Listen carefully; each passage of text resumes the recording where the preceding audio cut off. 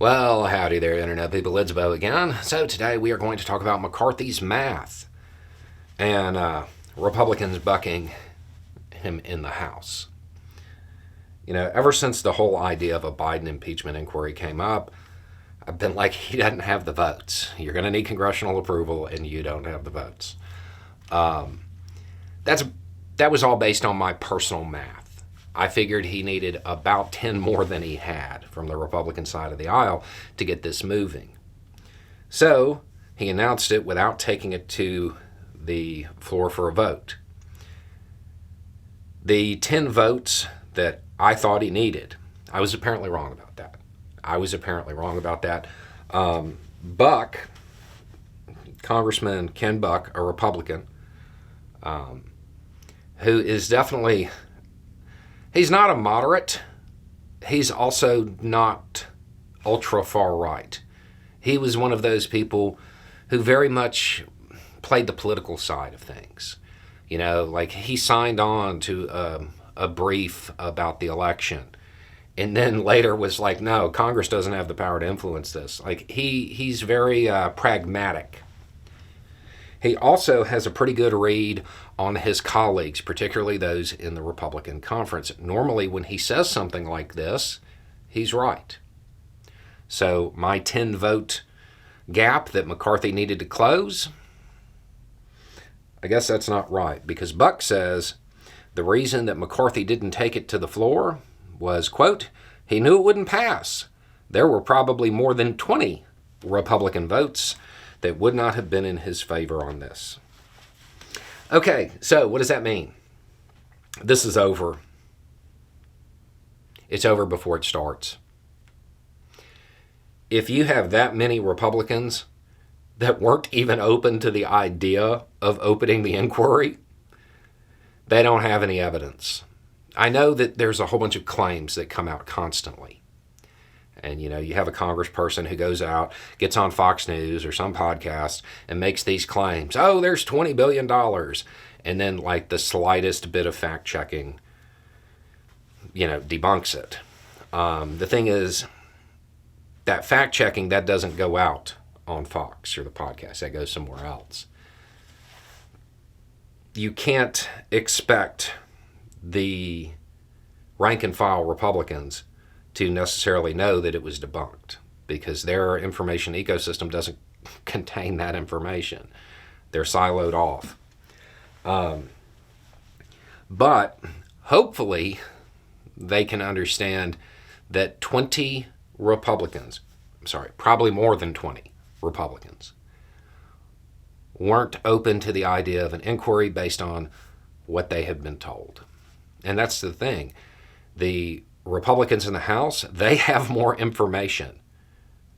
They know what evidence is there. If there was something that was even remotely legitimate, something that could be verified, you wouldn't have that many Republicans being like, no, this isn't a good idea. Interestingly enough, this is what is probably going to happen.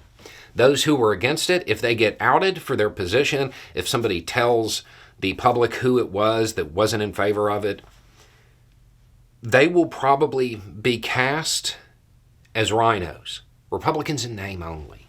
They don't really support the party. The thing is, not moving forward with an impeachment inquiry when there's no evidence, that is supporting the party. That's supporting the Republican Party, because if this moves forward, as it looks like it might, and the evidence is all very shaky, very circumstantial, it's not really there, it's not going to be a repeat of previous hearings where Republicans just ranted and raved and got on Fox News and had their talking points carried forward. This is an impeachment inquiry. It's going to be covered. It will make the Republican Party look horrible. It will drive the independents that they absolutely need away.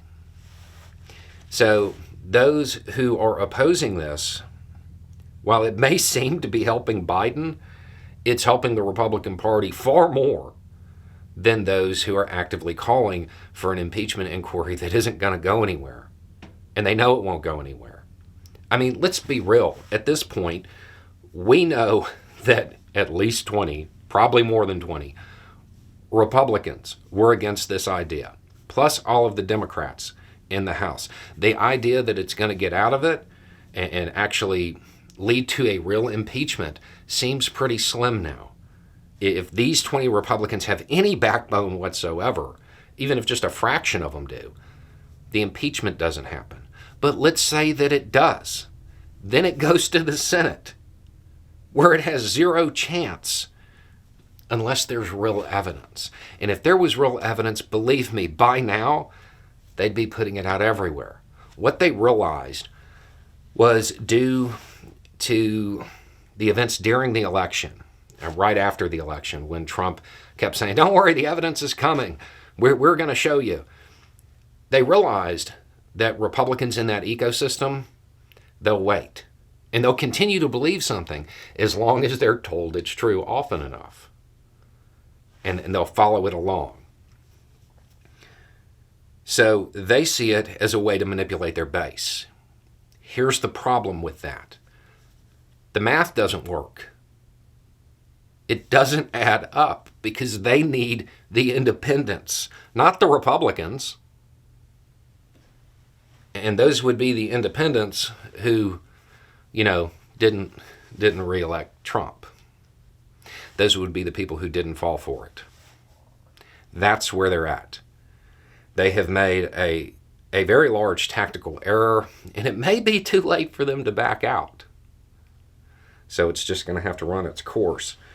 But given this, the Biden administration's plan for handling the impeachment inquiry, it makes even more sense. And I would guess that the Biden team knew what the votes looked like and developed their plan from that. That's why it makes so much sense. Anyway, it's just a thought. Y'all have a good day.